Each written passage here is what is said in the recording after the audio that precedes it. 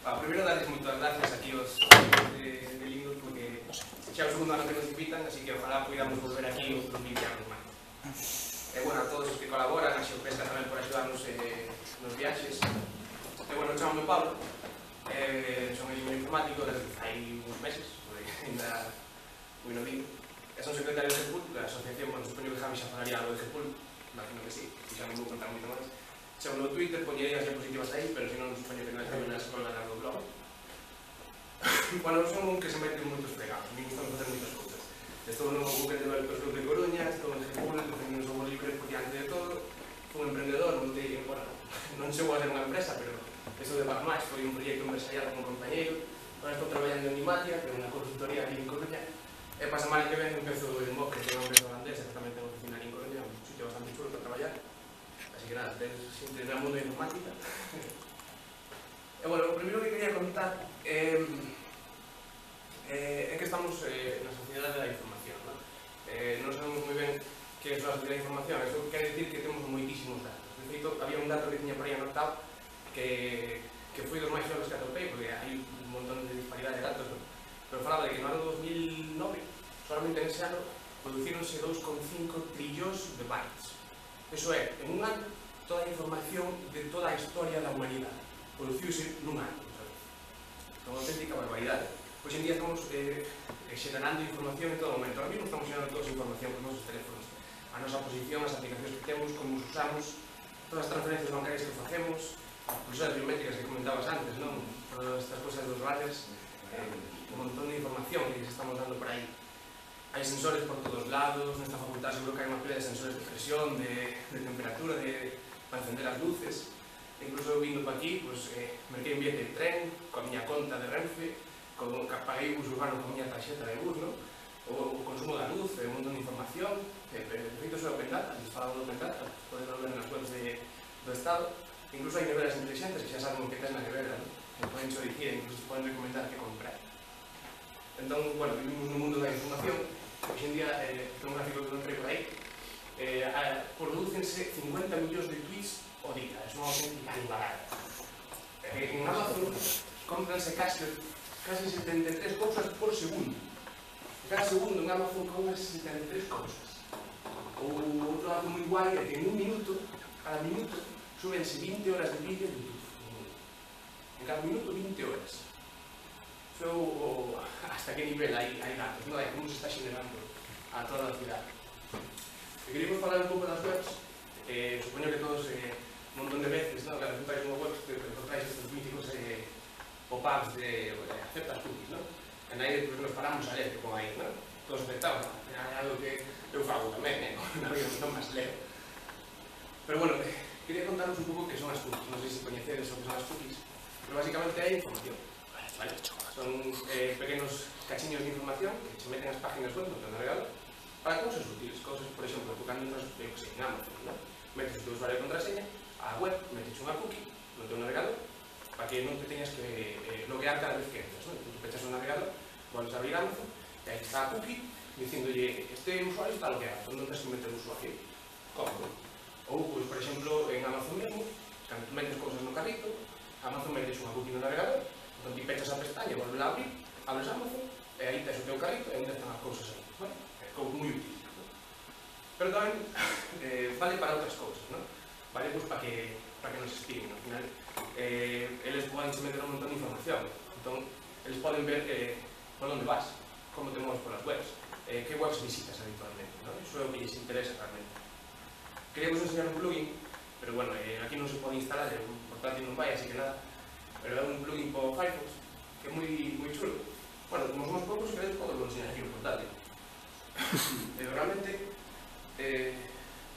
poñeme aquí, igual de pensado. Non sei se vedes algo. Sí. Básicamente é unha pantalla negra, non? Entón aquí, tú podes ver todas as webs que visitas. Vale, ahora, por exemplo, vou visitar o país, non? Que é unha página web que abrimos máis ou menos todos os días. Bueno, xa me deis internet. Aquí está, vale? Entón, o plugin o que nos enseña é a página web que visitamos, vale? E todo ao redor podemos ver a donde manda información esa web, vale?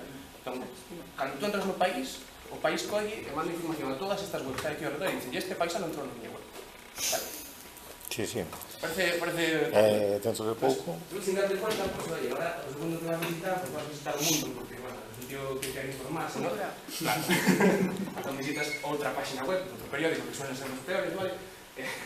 Avisan, fijaremos como medra, ¿no? Solo levamos 2 webs, e aí hai como 30 páginas web que se enteraron de onde estabas. Vale? É moi representativo. Se estades 5 minutos navegando por internet, volves todo. E se vos parades a ver o que hai nestas webs, moitas delas, pois, o que son empresas que o que se dedican é a analizar todos os datos e logo a algo, que supoñemos todos que é revender información a grandes empresas que lles interesa. Vale? Bueno, pero se o queredes saber, aí está, botarei un ollo, botáis. Pois si, con curiosidade. Despois, queremos falar un pouco de servicios, de aplicacións e tal. Eu creo que todos somos usuarios destas cousas, ou a gran maioría delas, non? Que a máis e que a menos usa Dropbox ou Google Drive. Que son todos gratis, non? Non vos planteades por que son gratis. Nadie se para a pensar a barbaridade de cartos que podes facer calquera destas aplicacións. Calquera, é unha auténtica barbaridade, non? De que viven estas empresas? Por que ahora non son gratis? Non son gratis. Realmente o produto somos nós, non? Están vivindo da nosa información. Están vivindo de todas as cousas que poden sacar. Un exemplo moi práctico, moi cholas, o outro día, para fazer a presentación, baixei unhas cuantas aplicacións do móvil, en Android. Vale, para curiosidade un pouco que permisos pedían, non? Baixas Angry Birds, que é un xogo, non sei se o coñeceres, pero lanzamos un paso en punto de China. Vale, Angry Birds quere acceder aos teus contactos, para que? Para, terá os límites. Tal vez por baixar unha linterna, porque vin que había xente que puña, por exemplo, non? Buscando as linternas, había unha linterna que quere unha linterna, acceder ao teu flash para que podes ver. Vale, pues pedíame a ubicación, pedíamos fotos, e creo que hasta incluso os contactos. Entonces, non nos paramos a pensar nunca en ningún momento, eu o primeiro que non tenho aplicacións instaladas, non? En todo o que estamos dando a estas empresas, a cambio de nada. Vale, estaba en un documental e falaban de que casi un 10%, que a mí parece unha barbaridade, das persoas que teñen un teléfono móvil teñen fotografías desnudas ou parcialmente, non? No seu propio teléfono móvil. Vale, estamos llegando a nosa interna todas as nossas fotos. Para que queren todo isto? Para que queren toda esta información? Vale, esta información moitas veces revende. Por exemplo, para evaluar o riesgo financiero, por exemplo, se dá un crédito. Xa está pasando nos Estados Unidos, hai empresas, bancos, que analizan as túas redes sociales, os teus contactos, a túa forma de moverte por internet, e valoran se che dan un crédito, non? O mesmo pasa con seguros sanitarios. Eu tamén un exemplo que tiño outro día, unha rapaza en Francia, que, diagnosticaron de depresión, foi o médico, atendeura, diagnosticaron, non? E o seu seguro non lle quixo pagar, porque fixeron un análisis por as redes sociales, por seu Facebook e tal, e, entre outras cousas, decíanlle que tiña demasiadas fotos sobre lindo. Vale, entón, dá un pouco de merda, non? Dá un pouco de merda. Ou incluso para buscar traballo, non? Para ver a túa forma de ser e tal. Parece unha tontería, e dices, joder, pues mellor, como van a saber todo isto, non? Pues outro día, fixen un documental, había un documental que é un documental interactivo, que está en inglés, pero, está moi chulo, sobre isto da privacidade, non? Entón, basicamente, son unha serie de episodios, entón, un deles, ibanche contando cousas, entón, de repente paraba, e poñíache, como un cielo, non? Cocho de estrellas. Como que se movían as estrellas, tal. Entón, tú non sabías moi ben se o tiñas que fazer a esperar, ou facer clics, non? Entón, eu fixen foi facer clics a ver se algo funcionaba, ou movía un pouco e tal. Entón, ao final do episodio, despois, seguía, non? Contaba máis cousas e tal, non tiña que tirar. Ao final do episodio, poñenche, non? Se o ledes con 57 clics, non? Eres superactivo. Eu creo que aí non aceptaron bien, eu creo que non foi así, pero con o resto pon movilidade médica, non? Eres unha persona que é moi atenta, non? Que é bon, que eres beligerante, non? Que eres consciente no que buscas, vale? Dice que te gusta tomar o teu tempo, que as túas decisións son informadas, toda a razón, son así, tal cual. Estaba dicindo que eu estaba en Lugo, son de Lugo, que estaba usando Google Chrome, aquí podes ver a temperatura, vale? Simplemente con analizar os clics e como me movía polo vídeo, vale? Imaginad o que poden saber se saben os vosos me gustas no Facebook, os favoritos en Twitter ou retweets. Isto é outra cosa que tamén comentabas antes, non? Falabais por aí do teléfono, vale? Falamos de que as webs non se espían, falamos de que os servicios estes non son gratis. Ahora falamos de que os teléfonos móviles é algo que levamos todos os días. Non sei se sabedes, pero cada SIM, cada tarxeta SIM é algo único, un identificador único a nivel mundial, vale? Entón, unha idea é que tú podes ir a Tailandia, o operador que che toque en Tailandia sepa que tú eres de aquí de España para cobrarle o teu operador aquí en España, non? Entón, por eso é único, non? Bueno, iso é o que che conta. Incluso, cando tú mercas unha de prepago, ahora tamén tens que dar o nome, non sei se sabedes. Sí. Ten cuidado, non lle compredes unha tarxeta semanal, porque queda o vosso nome. Un exemplo que vos quería enseñar, isto creo que sí que o podo enseñar, vale? Controlan cada pase que damos. Matt Spitz, este hombre, é un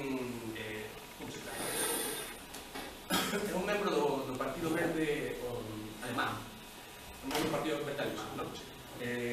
Non recordo en que ano, en 2009, solicitou a súa empresa telefónica toda a información que tuvera sobre ele, vale? Porque é unha libertade que todos temos.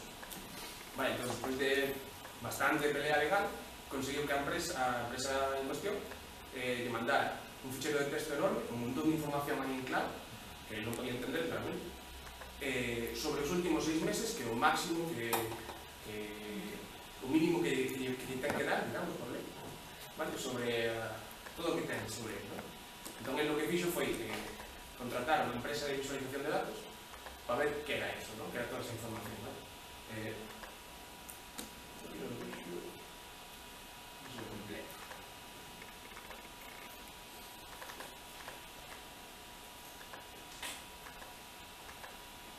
Bueno, non lle podo dar o play. Hai outro navegador por aquí, verdad? Sí, había... creo. Non comezo demasiado, pero bueno. Vale, pues esta é a vida de Mark Spitz durante 6 meses, vale?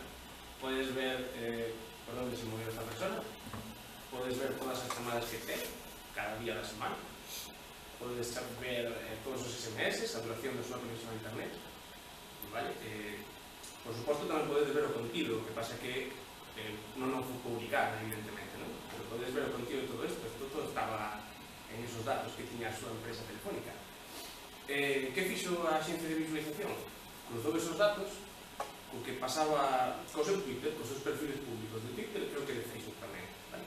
Entón, aquí podedes ver o que está facendo este home en tempo real cada un dos días, vale?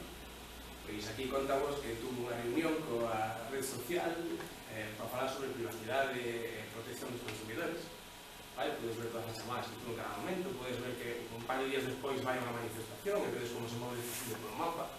Vale, dá un pouco de mal rollo, ¿no? Esto todo teniendo todas as empresas de telefonía do mundo, de todos nós, vale? Despois paso os links a la presentación, por si queréis cruzar así con máis calma, porque a verdade é que hai cosas chulas.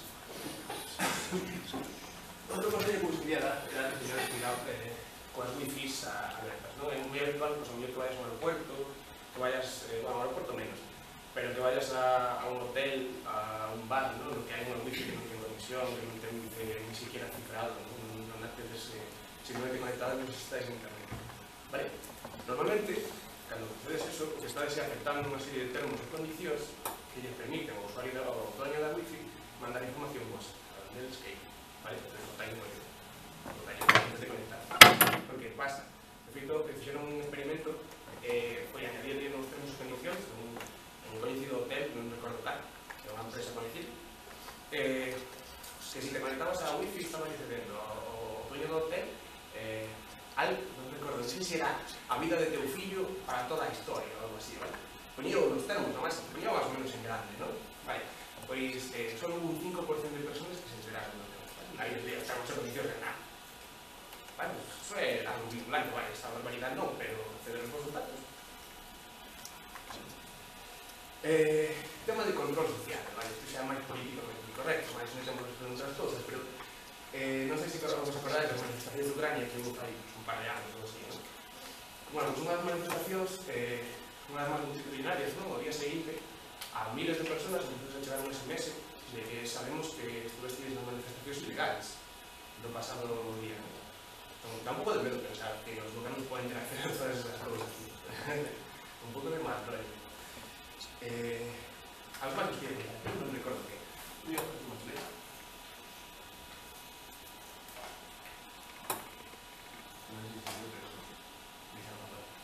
Bueno, igual. Esto, por exemplo, pasou nos Xogos Olímpicos de Londres. Os Xogos Olímpicos de Londres, pois o Concello da cidade, non? Decidiu que estaba guai pois, ter unhas papeleras pola cidade que pudieran informar sobre os Xogos Olímpicos en tempo real. Un pouco por meter publicidade e tal, para rentabilizar o tema. Deronlle a súa empresa concesionaria a posibilidade de facer o que quixeran as papeleras. Entón, que fixo? A empresa tiña uns receptores nas papeleras, vale, que podían ver todos os teléfonos que pasaban por ali cerca, coa wifi activada ou con luz activa. Pues eran capaces de saber por dónde ibas, de qué sitio que ibas, a qué sitio ibas, eran capaces de saber dónde traballabas, porque pasabas todos os días por ali, dónde che gustaba pararte, porque te parabas enfrente de unha tienda moito tempo, con quen te relacionabas, porque estabas dous móviles moi cerca durante tempo, vale? Unha empresa privada. E a información de todo eso, vale? Lo vigilante a estas papeleras. Entón, todo un pouco positivo de predecir como te vas a comportar, ¿no? De ver que estás haciendo. Entonces, o gran hermano está aí, ¿no?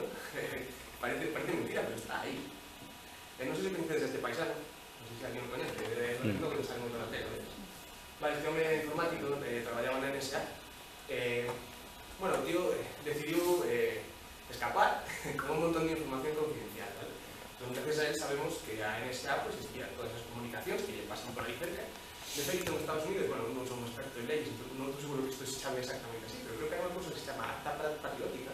Patriot. Patriot. Ajá. Bueno, que lle permite o... Estado facer o que quieran. Era unha democracia pura e dura, aprobaron. É totalmente legal, permite a NSA, vale, ir a calquera empresa, pedir información a que queira sen orden judicial, coa única excusa de que pode haber un problema de seguridade nacional, vale, e a empresa ni siquiera pode decir que a NSA lle pediu esa información, o sea, a empresa ten que estar cara. Vale, hasta ese punto, é totalmente legal, vale? Entón, pensade moito antes de mandar información privada por Google ou por aí adiante, vale? Pues todo eso pasa por la NSA. De feito, que isto acabas de me acordar, vou comentar, pero conmigo na presentación, eu teño un compañeiro que un día foi a Estados Unidos. Chegou a aduana, vale? E detuveron, estuvo, vamos, nunha sala estas de interrogatorios, durante unhas 8 horas, máis ou menos, estuveron interrogando, porque decían que era un terrorista internacional. E que pasa? Que unhas semanas antes estuvera de cachondeo con outros colegas por correo electrónico falando de bombas de Washington e de todo eso, porque se iba a cambiarse, ¿vale? Entón, eso, experiencia personal de unha persona que lle pasou. Pero, esta é unha frase que decimos todos, que eu teño aquí unhas cuantas veces tamén, vale? Que eu total non fago nada malo, non teño nada que esconder. Vale, pues vou poñer un pequeno vídeo, a ver se se escoita ben.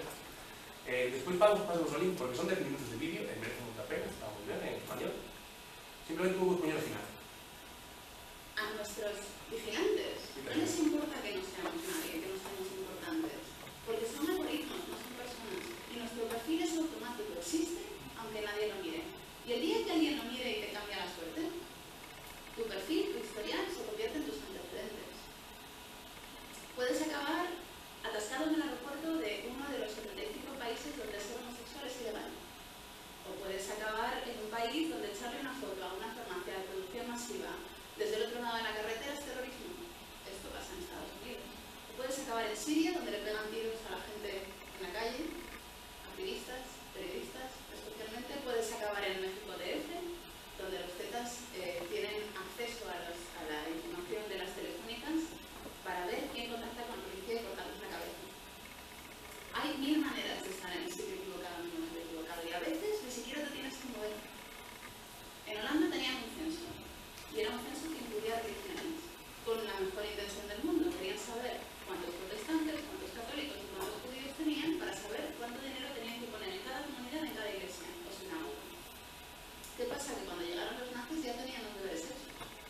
Solo el 10% de los judíos holandeses sobrevivieron a la Segunda Guerra Mundial. Si esa base de datos no existiera, la cifra habría sido muy distinta. Lo que quiero decir es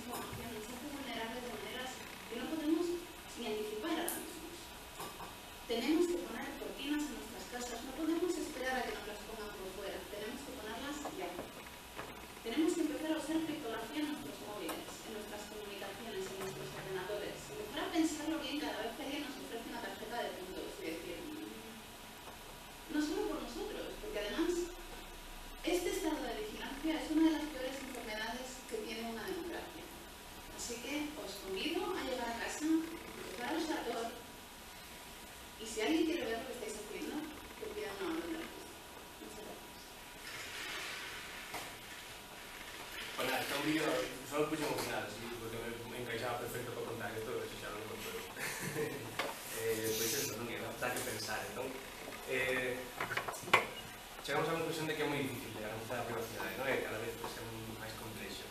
A ver, como gustaría aproveitar para contaros unhas ferramentas que son super libre, vale? Que poden ser moi interesantes, pues ao mellor non podemos evitar que nos sigan a todos lados porque teríamos que tirar o teléfono móvil, non hai outra solución, pero sí que podemos pues, evitar outras cousas, ¿no? Por que é importante que se sea libre, que se sea software libre? Primeiro porque se poden ver, auditar, ¿no? Podes ver como está feita esa ferramenta. Podes comprobar, por exemplo, que non está mandando de verdade información pues, a outros, ¿no? Un programa non pode ver como está feito, sabe? Podes mellorar, si hai un error, porque hai errores en todos os programas, a patadas, eu que traballo na industria, hai nos a patadas, e saben? Vale, se alguén encontra un error, pode cambiarlo, pode mellorarlo e pode redistribuir ese cambio modificado, ¿no?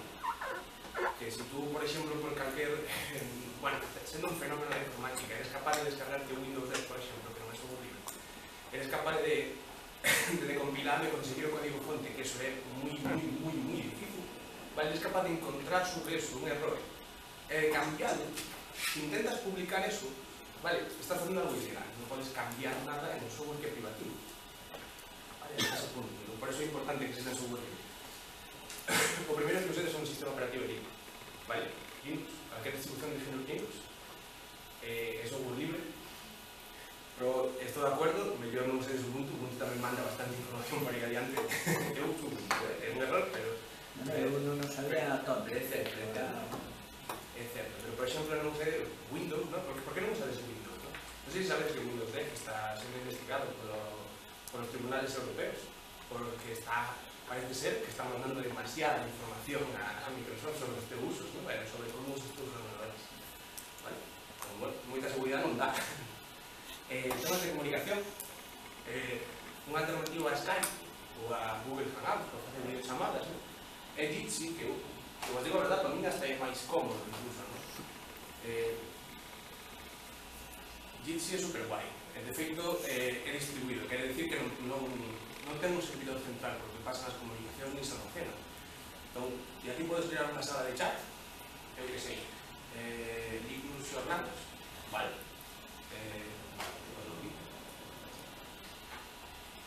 Bueno, agora deixo me tirar. Igual probablemente que este navegador non o soporta, porque isto todavía xa non había ni siquiera.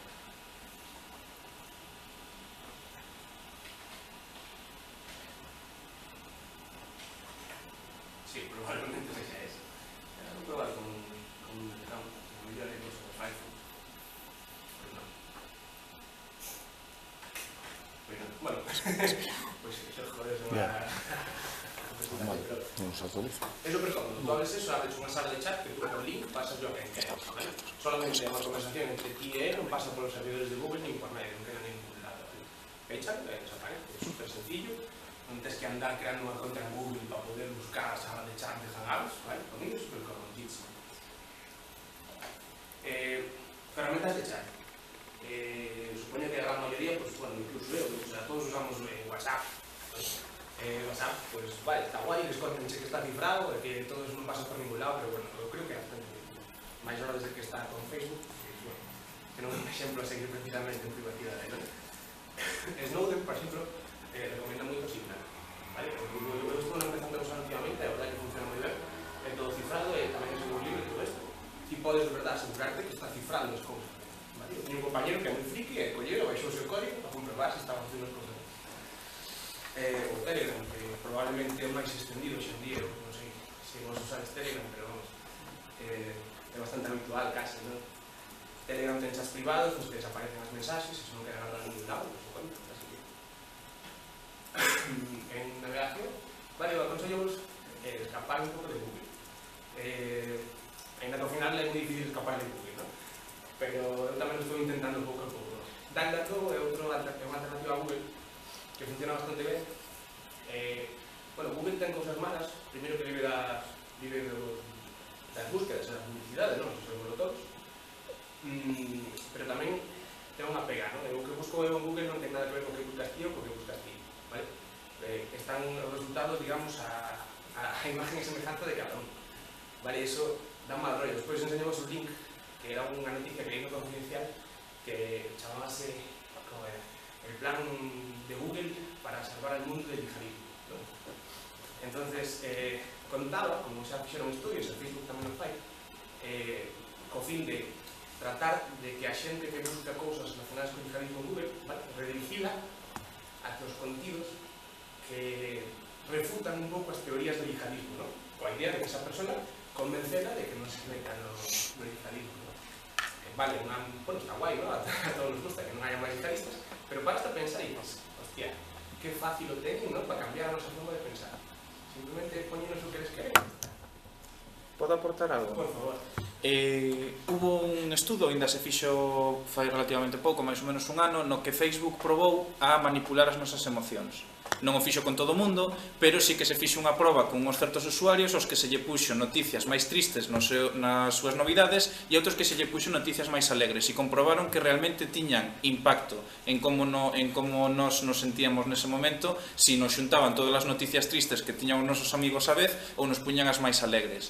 E eles controlan o algoritmo que pon as noticias, porque nos non vemos todo o que se publica en Facebook, só o que Facebook nos quere ensinar. Entonces, hasta que punto permitimos que unha empresa privada organice o que nos quere poñer finxindo que non son eles os que están facendo? Porque, por exemplo, se eu entro ao País e a noticia é moi triste, eu xa sei que escribiu o País. Teño unha idea de que mensaxe me está intentando transmitir un periódico, porque podo entender de que orientación política é, que intereses ten por detrás, etc, etc, pero non me paro a pensar que porque o meu amigo puxo unha noticia, un vídeo moi triste no que un gatiño chora, que Facebook está pretendendo algo conmigo ou non.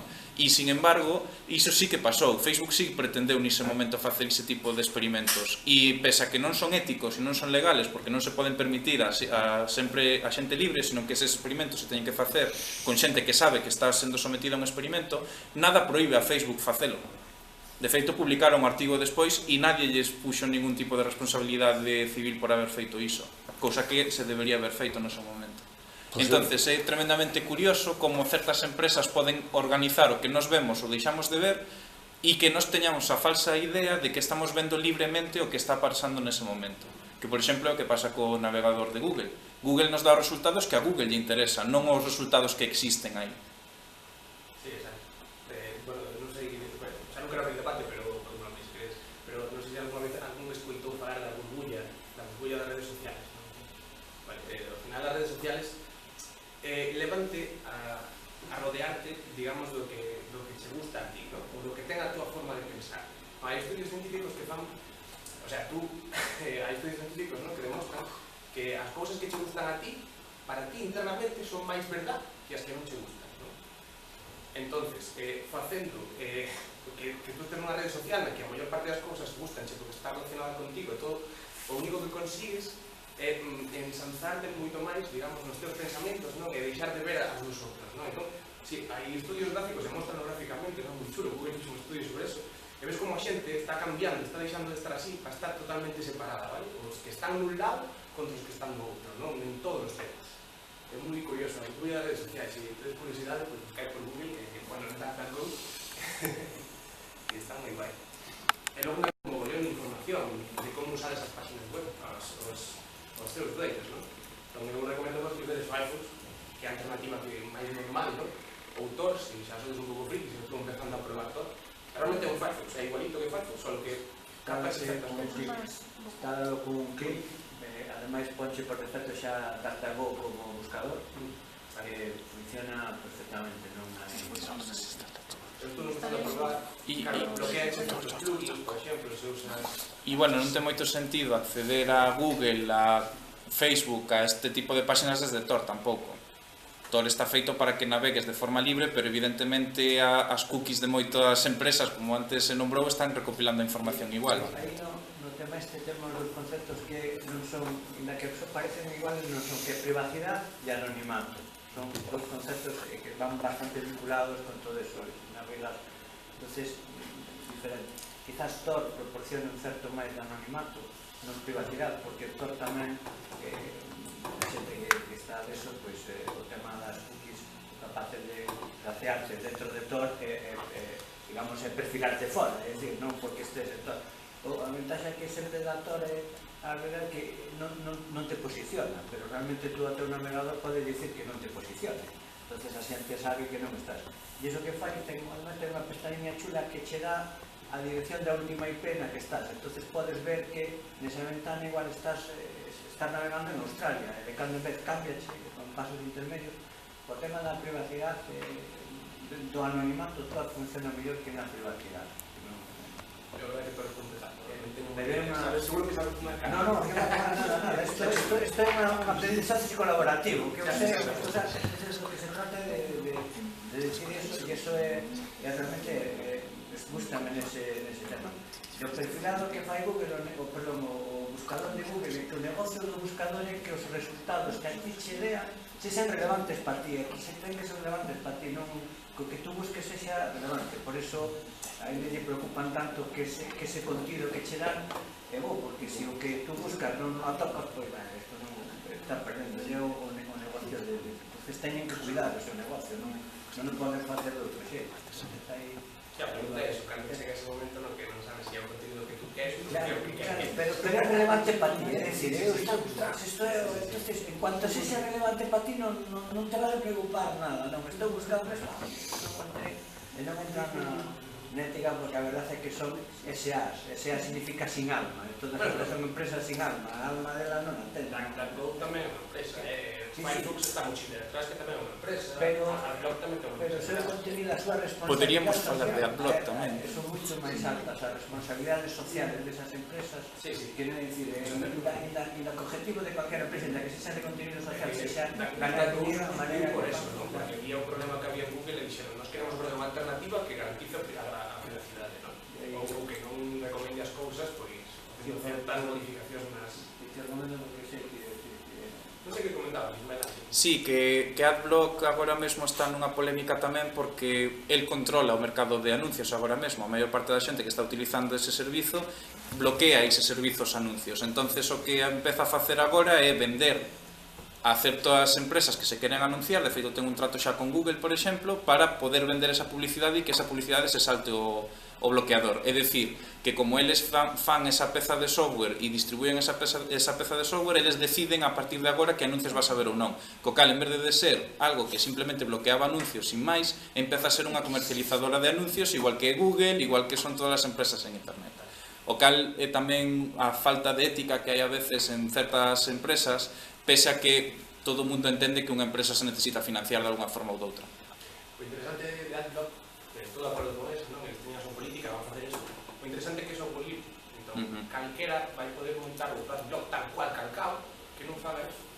Como yo tento usar tú, que é libre, que é da comunidade. Pasou con muchísimos proxectos, ¿no? Que hai unha empresa que ten os seus intereses, como é software libre, pues saliu unha comunidade de xente que decidiu manter outro proxecto calcado, vale? Pues, que garantice outras cousas. É o interesante de que se libre, non?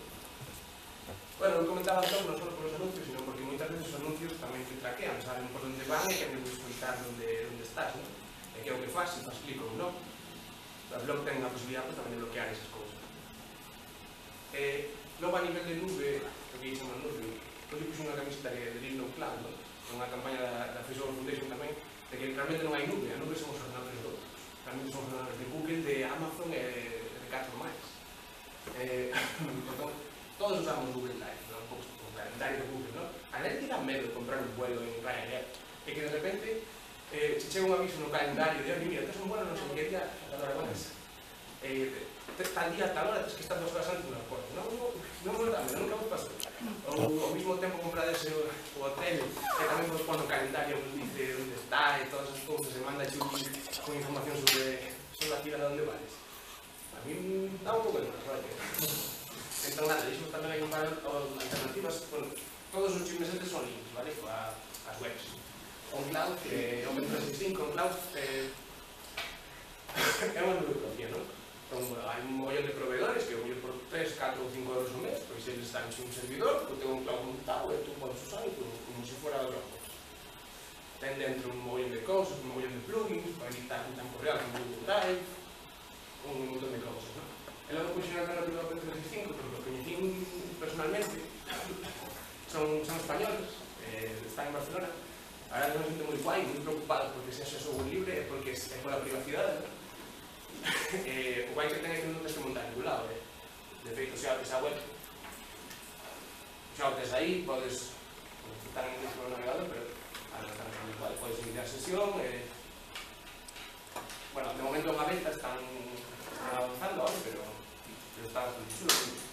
Creo que me acuerdo de los datos. Pero bueno.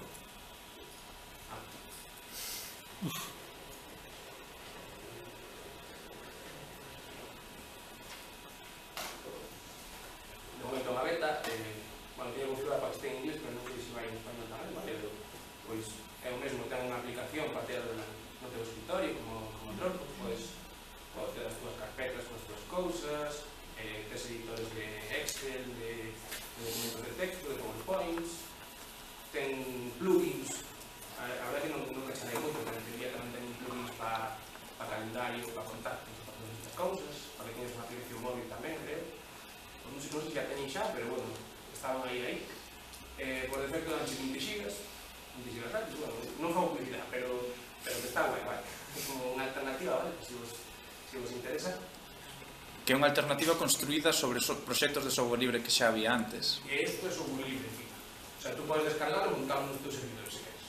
Pero quero dicir, asentáronse sobre OnCloud, asentáronse sobre LibreOffice, están contribuindo con esa xente tamén para que desarrollen as súas propias solucións. O mellor de que sexa software libre é iso, que poderon coller un proxecto, aportar unha idea nova, neste caso vamos a partir de só unha nube e convertila tamén nunha suite ofimática, e poden facelo porque basicamente quen fixo o código da nube o liberou. Entonces, o código libre, pese a que moitas veces é gratuito, sí que xera valor económico, moitísimo, porque permite a outras empresas coller e desarrollar as súas ideas a partir de algo xa feito. Bueno, entón están ainda nunha etapa máis ou menos inicial, de feito, creo que son parte de Telefónica, porque a Telefónica, de momento, ofrece no gratuito, chegará un momento no que che den un mínimo gratuito e a partir de que se cobrará, ou cousas así, ainda non saben moi ben como van a cobrar, non? Pero unha empresa que busca ter beneficio igual, ya está, son un libre, e a pedir eso. Que máis? Logo un par de consellos así puntuales sobre como usar o teléfono móvil. La verdad que é moito normal, pero bueno, hai algún que sí, ¿no? Desactivar a localización, o Bluetooth e a Wi-Fi, vale? Por eso vai todo o día dicindolle a todo o que teñas alrededor, toqui, vale? A todo o que vos registre, sabe onde estás. Non sedes Wi-Fi públicas que non sexan o WTA ou o WPA2, vale? Desde lo poncho arriba a la derecha, moitas veces. As que son abertas, intentar non usarlas. Se as usades, bueno, unha vez puntual, pero todos as usamos, ¿no? Activar Do Not Track no navegador, que é unha opción que ten na privacidade, as opcións de privacidade, que realmente o único que falla é dicirlle que o teu navegador, cando entra no móvil, dice, non me traques, non ganes información sobre mí, vale? Hai webs que o fan e outras que non, entón, a veces vale, a veces non, vale? Pero se tú a Google lo dices, Google non te traquea, vale? Hai webs que o fan. Entón, bueno, é interesante activarlo. Limitar os permisos das vosas apps, que con Android de 6 para baixo creo que non, creo que tens que instalar aplicacións e cosas así, pero no 6 xa podes dicirlle non uses ningún permiso, vale? Entón, cando tú usas unha aplicación, vai che dicir, quero usar a Wi-Fi, vale? Dices, xa, nese momento aceptas usar a Wi-Fi, entendes? O mellor non queredes que uses nunca as vosas fotos, pero non queredes que acceder, cando queira acceder vai vos dicir se o queres, podes limitar os permisos moito mellor. Encriptar todo o que poidades, vale? Se podes encriptar os discos duros, perfecto, en Linux, de feito, cando instalas xa tes unha opción que faz el clic e se está, non tens nada máis que vai che dar un código así moi grande que tens que imprimir para guardar no algún lado, por se algún día tes algún problema e non te acordas de por contraseña. Por o resto, funciona igual, vai igual de rápido, sin problema ningún. Móviles, cifrar as comunicacións, vale? Usar chats como Telegram que cifrar as cousas, etc. E nada, un pouco o objetivo é que isto non se parezca moito a 1974, non? Cada vez, por lo menos retrasado todo o que poidamos. É verdad que estou lendo o libro, me parece moi interesante, non? Pero non sei se algún o leo aquí. Sí. Bueno, que sí. Bueno, pois, non sei se no libro, unha das cousas máis típicas, non? É que hai, na sociedade, hai as telepantallas, non? E as telepantallas, pois, algo que te controla en todo momento. Tens a tua telepantalla na casa que te escuita e te ve en todo momento, teñen unha telepantalla por la casa, no traballo, en todo momento están vigilados por unha pantalla. Non vas a pensar que todos temos unha telepantalla no bolsillo. O brillante na casa, os Smart TV teñen a mitad delas e son facilmente hackeables. Claro, eu vi unha charla con Snowden, ¿no? Que estaba falando con un periodista, que o periodista dice, pero a ver, como nos vamos a proteger de esto? ¿No? Snowden dicía, llevamos el teléfono. O tío veía, abría el teléfono y quitamos o micrófono, as dúas cámaras, bueno, xa está, xa non te poden ver ni escoitar. Entón tú dices, pero como uso o teléfono sin micrófono nin cámaras, non? E claro, pois é o que foi é con uns auriculares externos, con micrófono, é o que usa cando chaman por teléfono, e así non lo poden vigilar en todo momento, só cando chaman por teléfono. Entón, nada, isto traímos links, cosas que me parecen moi interesantes. O primeiro é a charla esa rapaza que foi antes, o segundo documentario en inglés, é o que tamén vos comentei que era así interactivo e tal, moi chulo, se controlades máis ou menos en inglés, moi recomendable tamén, esta fotografía de Fundación Mochila, que están super preocupados por a privacidade. E logo, estes dous tamén, creo que son tamén da Fundación Mochila, non me equivoco, a ter en inglés que fai un montón de links, e este está en español, pero non hai en outros idiomas. Pois eso, para ver como protegervos un pouco a vosa privacidade, non? Como meternos neste tema, como contarlo a outros, non? E como uso outras persoas. E aí o link da noticia que vos conté antes de Google, para que o veis unha vez se vos queréis, porque fíjame moita gracia, a verdade que dá un pouco de mal rollo. E nada, deixamos aí o meu email no Twitter para o que queirades. Non sei, moitas gracias, e non sei se tedes alguna dúbida para que discutir.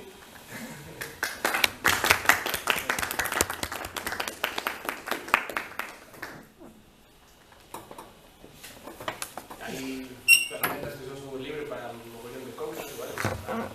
Eu contei aquí 4 puntuales sobre 4 cousas que usamos todos os días, pero hai un mogollón máis. Cousas que se te ocurran, ¿no? Que as webcam dun portátil, por exemplo, está comprobado que se pode activar remotamente unha webcam dun portátil sin encender a luceciña de a webcam está funcionando. É dicir, algo tan simple como iso pode estar pasando en calquer momento e te poden estar espiando en calquer momento. A maior parte da xente tapa a webcam por esa razón e non é absurdo. O propio Snowden foi un dos que dixo no, eso somos capaces de facelo na NSA. E eso está pasando realmente. Hai que pensar tamén que estes programas de vixiancia hoxe por hoxe non son útiles. A cantidade de datos que xeramos todos é tan grande que non as dan procesado. De feito, hubo críticas bastante graves ao proxecto que tuvo a NSA de vixiancia masiva, que foi tan masiva que non foi capaz de vixiar nada. Se eu me paro a mirar esa carretera, a intentar anotar todas as matrículas de todos os coches que pasan, eu non vou conseguir información útil. Que pasa? Que iso pasa hoxe. Hoxe non somos capaces de procesar eso, pero todas as empresas que traballan en internet están traballando en sistemas para aproveitar esa información. É dicir, que hoxe mesmo non sexa un risco, porque neste momento particular ainda é demasiada información e demasiado caudal de información, non implica que en menos de uns 2 ou 3 anos a maior parte das empresas non sexan capaces de procesar todos eses datos. Moitos deles xa o están facendo. Sí, no, están facendo en moitos casos, sí. Non foi ningún mes, estuve en Málaga nunha conferencia con el tema de desarrolladores de Google, ¿no? Enseñaban as APIs que teñen, bueno, tú mandas información e el devolveche cousas, non? Procesadas. Devolveche información sobre cousas. Que dan medo. Eu penso que o salto ahora mismo está no que é o tema do Big Data, todo o que é o ese, e o tema da internet das cousas, do que hai os das neveras, ou das lavadoras, xa temos, somos contadores inteligentes que nos pon penosa, todo ese tipo de cousas que están generando cantidades ingentes de información. Claro, o problema da información é o que dice o compañeiro, extraer datos a partir da información, que sexa relevante, non? Pero cada vez cos algoritmos que están desarrollando e todo eso, cada vez é moito máis sinxelo para eles obter información que sexa relevante para os seus intereses, que pode ser intereses normales, intereses aviesos, aí non sabemos que tipo de interés. Pero en principio, os dous elementos ese do desarrollo de Big Data e as comunicacións de todo a nivel de sensores, actuadores e demais, ese vai ser o que máis relevante nos próximos tempos. O demais, sobre todo hai unha cousa que eu explico aos rapaces, que é no momento que tú subes algo a internet xa non é teu, non é que está no meu Facebook, non, olvídate, porque o teu Facebook descargo e xa non é teu. Entonces, o sentido común que temos na calle, o que nos falta cando estamos na rede, porque temos unha sensación de falsa seguridade. Tú vas nunha cidade que non coñeces e tentas ir por zonas iluminadas, non sei que, se che se acerca alguén así con unha certa mala pinta, pois podes escapar, inda que se xa unha persona. En internet vamos, navegamos por páxinas, todo está ben, non sabes? estamos no Facebook ou Twitter, unha amistad, que vai, dile que sí, sabes? Entonces, ese sentido común que temos no tal é un pouco que nos falta o que nos está a policía que dice, oiga, se te vai a vacacións, conta as vacacións a volta, non conte cando vai, porque o único que está, e a xente que fai o running, fai pouco había un Twitter super simpático, tamén dunha rapaza que dicía, voy a correr por aquí todos os días hacia lo mismo, e alguén le dice, mira, tú lo que eres es una perita dulce para los acosadores. É un pouco eso, que a veces somos nós os que nos expoñemos, non? E pensamos que as cortinas que nos la teñen que poñer outros cando nós a veces estamos nos expoñendo demais, non? Eso é un pouco a miña idea, non sei se... Sí, eu estou de acordo, pero eu penso que non nos vamos a dar cuenta hasta que teñamos un problema de verdad. Eu son o mismo que teño Twitter, todo o poñemos allí, o sea... Estás preocupada, pero realmente tampouco tanto porque non pasa nada, non te enteras hasta que pasa. Hasta que chega un SMS nas manifestacións sempre. Sí, cando tú fas o que os teléfonos todos xa, aparte da SIM, o mesmo dispositivo xa é facilmente localizable por a súa Mac do dispositivo, cada vez é dicir, realmente é super sencillo localizar as personas. Que pasa? Que a cousa que é boa, unha aplicación que é boa no caso de, oye, estou perdido no monte, teño un accidente, dou o botón e que me podan rescatar, eso que é boa, mal, é fenomenal. O sea, pero do mesmo xeito que se usa para nun momento dado decirle a xente de emergencia onde estás, pois tamén pode ser integrado para saber onde estás, para tracearte, para todo eso. Entón, é unha recomendación que se o da wifi desactivada, penso que é unha boa cosa, o do wifi e demais. E ademais é fácil, cando tes a wifi aberta, o dispositivo de por sí está mandando señal e dicir, oye, me quero conectar con todas as redes con las que estás conectado. E é fácil coller simular unha rede e estarte enganando, é dicir, pensas que estás conectada na rede da casa e estás conectado na rede do veciño que te está intentando facer o mal, non? E a veces o mal non é que é o que me importa a mí os tipos o que eu fago, claro, o problema meu non é a miña, nin o que teño, nin o que sou, o meu problema é que eu teño un ordenador con unha dirección IP que pode servir para facer un ataque contra outro lado desde Ucrania e ao final ven a policía a miña casa, non vai ao tipo da casa, ou pode servir, tu tens dúas cousas que buscan os hackers que son capacidade de almacenamiento e ancho de banda. Tu podes almacenar cousas no teu dispositivo sin necesidade de saberlo e tens un ancho de banda en un momento dado para facer un ataque de negación de servicio contra calquera lado e o primeiro que van caer son os que estamos aquí. Entonces eso a mí sí que me dá un certo medo, non? Pero bueno, por lo demais hai que aprender a convivir con eso. Claro, simplemente pues era un pouco igual para poner aquí No, simplemente que a moita xente que sei, non pensa, digo, a verdade que non pensaba hasta que empecé a ver estas cosas, non é documentais. Claro, pues eso. Sabemos un chisquiño de todo, é dicir, non? Lo que mandamos, porque o mismo año sacando palabras, Snowden era capaz, ele había dito que no seu momento que eran capaces de encender un teléfono que estivera apagado, e eu eso ainda non técnicamente ainda non me entra na cabeza, pero si o podían facer. Pero non só Snowden, non sei se vestes o caso da rapaza que desapareceu aquí en Galicia, que lle estaban intentando localizar o teléfono, a nosa policía foi capaz de encendelo remotamente. Quero decir, e temos a idea sempre de que os servicios estadounidenses van moito máis avanzados na carreira e a nosa propia policía é capaz de facer ese tipo de traballo. Podemos facer a práctica real, o sea, tú podes apagar o teu móvil, entrar na página web de Google, o teu usuario e tu contraseña, hai un apartado, un sitio, non recordo exactamente onde, no que podes facer vibrar o móvil, sonar, non sabes onde está, ou localizar por GPS, tú mismo, o teu propio móvil. A obligación é quitarlle a batería, que tú xa lle quitas a batería xa non parece sin batería. Funciona sin batería. Entonces xa é pánico, non? Non vibra, pero podes localizar. Non ten batería como para facer cousas, nin sonar, nin tal, pero xa te podes localizar. Pero claro, se o podes facer tú, que podes facer Google? Vale, funciona. Bueno, esta é unha pequena presentación que se fai anoche sobre alguna cosa que hablamos ayer. Por ejemplo, que hablabais aquí de Wayne, era de emular programas. Bueno, unas capturas rápidas. Por ejemplo, desde la página web, ¿no? Tiene ahí un listado donde puedes buscar un montón de aplicaciones o ver las top. Estas son, por ejemplo, las top de producción. O sea, hay muchas más, lo corté para que me cogiera. Por ejemplo, aquí en las primeras vemos que está Adobe Flash, CS3, DS4 y mucho más. Y al lado unos votos de la gente que lo probó, lo vio instalado y luego lo va catalogando según el ordenador que lo usó. Bueno, lo que veis aquí.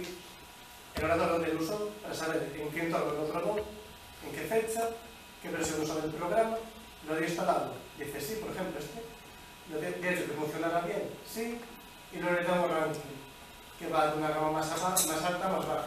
Entonces, por ejemplo, un montón de programas que solo hay para Windows, si queréis usar en cualquier cosa, en Ubuntu, Mint, cualquiera, si queréis podéis buscar por aquí, porque muchos de ellos le clicáis y sale información, comentarios de la gente, del autor. Por ejemplo, aquí, si clicáis encima de cada persona, os saldría lo que hizo él, si tuvo que hacer algún apaño, pues si no iba.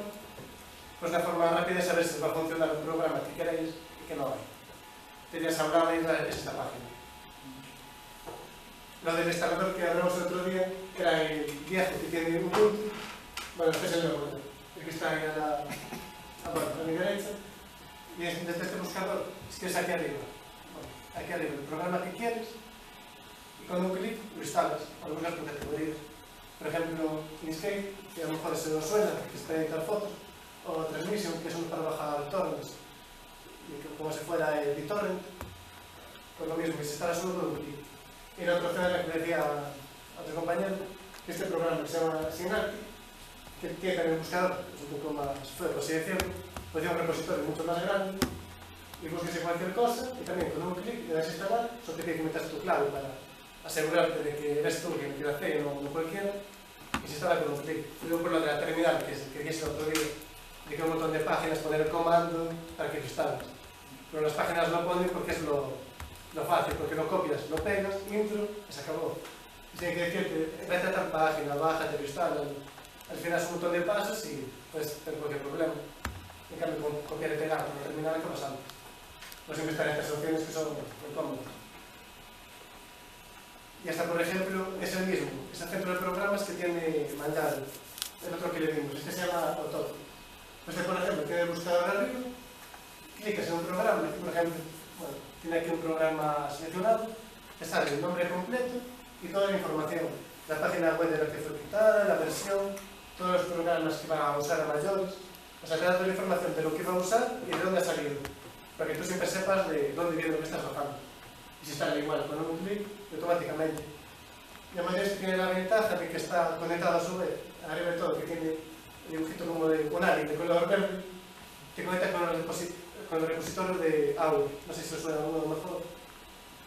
Bueno, es el repositorio más grande que existe prácticamente, es que de AUR, y casi todo lo que existe para GNU Linux, todo lo que hay, todo está en ese repositorio. Algunos son versiones más inestables, otros más estables, pero está todo. Desde cosas antiguas a modernas. Entonces tiene la ventaja de que tienes acceso a este repositorio. Entonces el de tu distribución no lo tiene por algún motivo, desde ahí siempre lo encuentras. Y este es un pequeño resumen de nuestra página, que acaba de asociación. Que empezó todo o sea, esto es para decir que cualquiera, aunque, por ejemplo, cualquiera de vosotros puede empezar una página hoy, pues no sabéis en lo que va a acabar. Puede ser una de Minecraft o lo que sea. No sabéis en lo que va a acabar eso. Literalmente, porque esto empezó el 18 de enero de 2012, con una página personal para guardar cosas de problemas que surgían. O sea, me surgió un problema en algo, y en vez de apuntarlo en un papel o en un documento de texto, pues lo guardaba en la página, como si fuera un diario. De repente fue la cosa de que, hay gente que me visita y le valen las cosas. Entonces esto vale para más gente. Fue creciendo ahí un poco de más de visitas. Alguna persona que escribió de que estaba interesada en participar y fue, pues claro. Y luego un poco más adelante, ya en el 2013, por julio, nos convertimos ya más como un blog comunitario porque ya había bastante gente que se animaba a participar. Entonces ya fue algo más genérico. Y como la cosa fue cogiendo forma, ya en el 2014, pero en enero, nos convertimos en una asociación ahí a nivel nacional para tener algo más de fundamento y legalidad, ¿no? Para poder decir que hacemos cosas y que somos un ente legal con ciertos derechos. Y por ejemplo, evolución, al principio no teníamos ni logo, no pasamos por el primero, que es el que está a la izquierda, y ahora este, porque todo va evolucionando poco a poco. Por el diseño, y porque lo va llamando poco a poco. Luego un poco de la asociación, que empezamos siendo 3. Y con el paso del tiempo ya somos 24, la mayoría repartidos por toda España. Aquí de Orense somos 3, de Barcelona hay otro par, en Madrid hay unos cuantos. ¿De Orense solo estáis 3? Sí. Qué pena, ¿no? Quen se queira apuntar é máis que benvido. No hay ventajas inconvenientes. Para organizar cosas presenciales es complicado. Por ejemplo, ellos que son de la GEPUL son un porro y casi todos de Coruña, Santiago. Sí, Con lo que aí tiran, fai o mellor cuestión de un par de semanas. O tempo ahora pasa unha velocidade que non se sabe, igual, digo un par de semanas já vai casi un mes. Estuveran unhas xornadas impresionantes que fixeran en Vigo de Python, o Python Day, que fixeran a nivel, fixeran en Python, en Vigo organizaron ali unhas xornadas que estuveran super entretenidas, e tamén é unha comunidade bastante activa, non? Pasa que a mí personalmente Vigo e Santiago quedan lonxe, ou Coruña, non sabes? Entonces, o que buscas é participar en algo que este pertiño da tua casa, por lo menos que non che coste o transporte e todo eso, o andar, e aí é unha... Pues, a verdade é que parece que... Bueno, pero con esto me quería referir que, o sea, ellos tienen la ventaja que como son muchos, es fácil organizar cosas porque son más. Son 20, bueno, será que se tenían para venir 3. Nosotros lo que digamos que con que se tenían para venir 1, es complicado. Porque ahora si sodes 3 e está del 2 solo faltou. Que curioso, ¿no? Entonces, Que nos está en Berín. Está en Berín, hombre, ¿no? Pues tú ves. También, que aunque no estemos todos de forma presencial, aparte de cosas que hagamos de forma personal, como traducir ciertas aplicaciones y programas. O programa que se puxo antes, Octopi, a traducción a galego e a castelán, a maior parte dela é responsabilidade de ambos, que fixemos nós. E colaborar traducindo software libre é unha das formas máis sinxelas, só necesitas conocer un pouco de inglés, a interfaz da maior parte dos programas é tremendamente evidente e se traduce de forma moi fácil, e é unha forma tremendamente sinxela de colaborar cun proxecto. E, por exemplo, a traducción a galego de Octopi chegou a salir en outras páxinas e outros sitios web de outra xente que tamén o emprega en galego e te chamou mogollón a atención ver a traducción dese servizo así. Cabe destacar que de las traducciones, no os preocupéis que no hay que hacerla todo junto, Pasar Claro. por líneas y si un día traduces 2 líneas bien, otro día 100, o sea, que eso no hay problema. Lo mejor la línea es apagar, la traduces y se acabó. Me refiero, que no tienen compromiso de que, bueno, tengo que estar de media hora. Es así lo que se quiere, así que no hay problema por ese tema. Bueno, a mayores, nosotros tenemos una página web, una publicación cada día, desde hace unos cuantos años. Que eso es un curro. O sea, Nosotros no hacemos actividades, pero vosotros publicáis en el blog, que es una hermanada. pero temas sesudos, o sea, Eso no es publican la una cosa, diferencia. las cosas son un tema sesudo y hay que prestarle atención y tal, Muy grande. y ese es... Y hay cosas muy útiles. Yo ya he arreglado algún problema en nuestro blog con mi distribución. A mayores tenemos ahora un foro donde cualquiera puede participar. Un foro de diáspora es como un Facebook, pero descentralizado. Cualquiera puede crearse uno propio y conectarlo con los demás. Con lo que nadie tiene el 100% del control de ese, cualquiera puede crearlo. Pues hablar con otros, o sea, como Facebook prácticamente. Puedes subir vídeos, fotos, solo que está descentralizado, nadie tiene el control. Y cosas buenas y malas. Luego otro servicio que también estamos ofreciendo ahora es uno de... se llama Moodle, el programa. Antes eran unos programas para charlar, por escrito. En cambio es solo de voz IP. En vez de hacer... Ahora lo que hizo es un sistema, además hay que desactivarlo si no quieres, que las actualizaciones de Windows la puedes hacer desde un ordenador de otra persona que ya tenga la actualización bajada, es decir, ya salvo que le digas que no quieres. Entonces, bien, lo que hace ya es que se monta su propia cosa y te pueden estar actualizando el ordenador desde el tuyo o tú desde otro lado. Y para que no lo hagan tienes que desactivarlo, ¿no? Pero a ti si te lo dicen, oye, pues sabes que estás compartiendo, ¿no? Pero si no te lo dicen y no lo encuentras, no, es un poco... Pues sí, depende, es una cosa... de todas las cosas que damos gratuitamente para los socios de la asociación, para darle un poco más de a ver si te unes, de participar. Les damos un email, está alojado nuestro servidor, y una nube propia que tenemos un cloud, que habló antes, pero cambiamos a otra que se llama Nest Cloud, por alguna ventaja que tiene hoy en día. Aunque luego se volvió una tienda aparte que es privada, porque es de una empresa. Entonces, claro, por algunas funciones que metió, se las da solo para la empresa. En cambio, en Nest Cloud es lo mismo, pero sin empresa en medio. O sea que no hay ese problema. Pues yo antes lo que no sé si me olvidé contarlo, pero Sí. ahora que hablo de Nextcloud, que es un cloud, pero Sí, es lo mismo. es una, lo que hablábamos antes, ¿no? De que alguien cogió el software y lo utilizó de otra forma, no fuera de antes. ¿No le gustó? ¿Lo copiaron? Bueno, pues ahora hay gente que está montando tu propia nube, lo que hablaba la Raspberry antes, ¿vale? Estaban cogiendo una Raspberry, metiendo una especie de aparatito así, como un disco duro externo, que aquí llevas tu Raspberry, un disco duro y un Scloud montado. Entonces tú tienes tu Raspberry, la chupas en casa, la chupas al router y tienes ahí tu Google Drive con tus cositas. Es un cacharrito que tienes en casa, no tienes ningún lado. Que como comentarios, que es muy chulo esa idea, no están en ellos, pero les falta muy poco. El CDTIC, el centro demostrador TIC que teníamos ahí, también hace poco también hablaba de alguna nube de eso.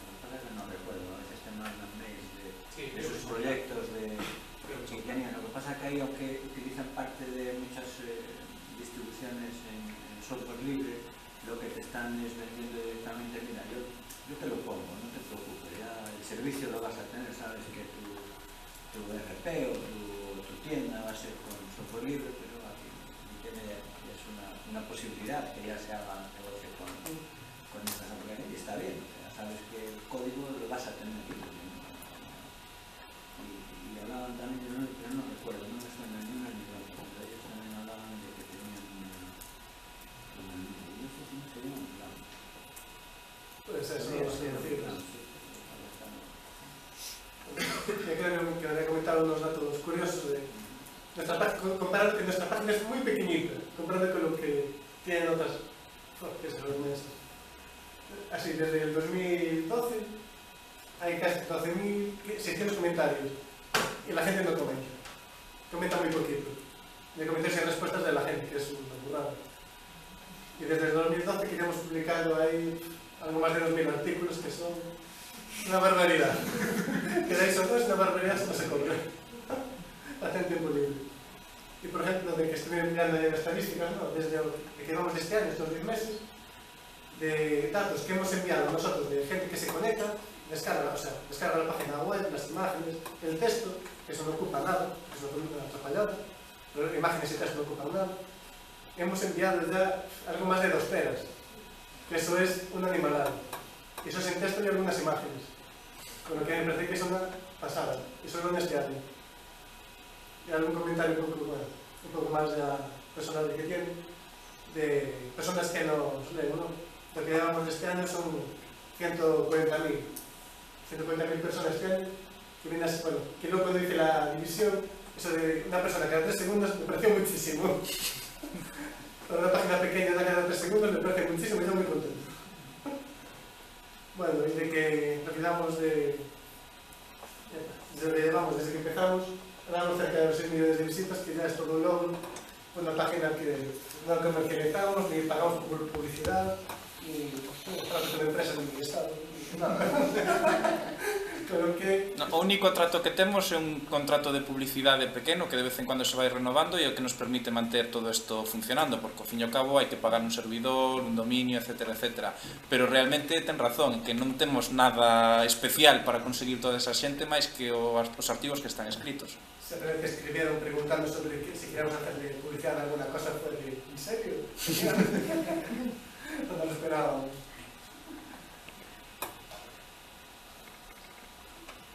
Y por ejemplo aquí, que antes preguntaba el compañeros, que si alguno quiere mirarlo, bueno, busca información, solo poner el nombre del Ignus, ¿no? De Saldría, y luego buscadores también, por categorías, por lo que decía antes, por hacer las páginas cómodas y fáciles de buscar.